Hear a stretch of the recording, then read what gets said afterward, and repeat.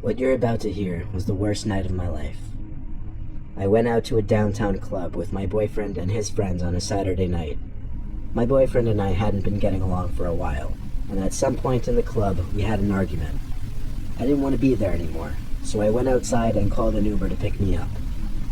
It was raining that night, so I waited under the awning of a building nearby to the club.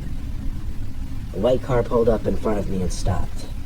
I walked over, and the woman driving rolled down the window. She said, "Uber?" And I said, "Yeah," and then her name. She said, "Yes." So I got in the back seat. I asked, "How are you?" And I'm pretty sure she didn't answer. When I didn't hear a response to my question, I shot a glance up from my phone for a second. The woman had both hands firmly planted on the steering wheel. She was driving in a very stiff, upright position. She also had very curly hair and a somewhat darker skin complexion. She was driving down the street I usually took to get home, only she was going the opposite way.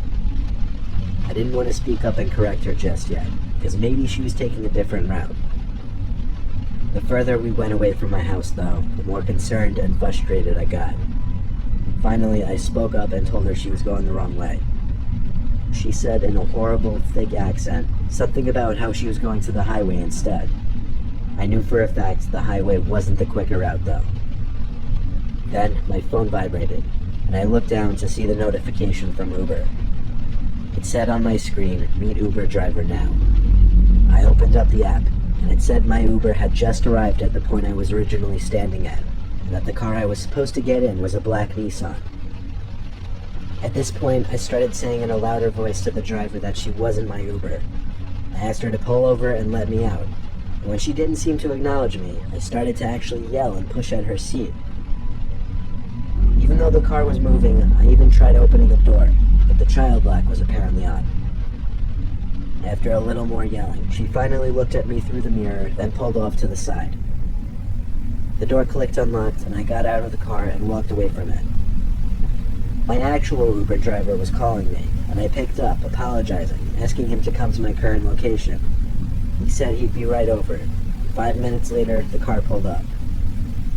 When I got in the car, I explained everything to him, and he stopped the car, looked at me, and told me I'd just escaped a sex trafficking trap. There had been reports of multiple fake Ubers going around trying to trick unsuspecting victims into getting into the car to lure them to unknown locations. It was apparently part of a sex trafficking ring, and the drivers were usually female to appear less intimidating to the female victims. I just want to stress to everyone to make sure the car you're getting into is actually your Uber.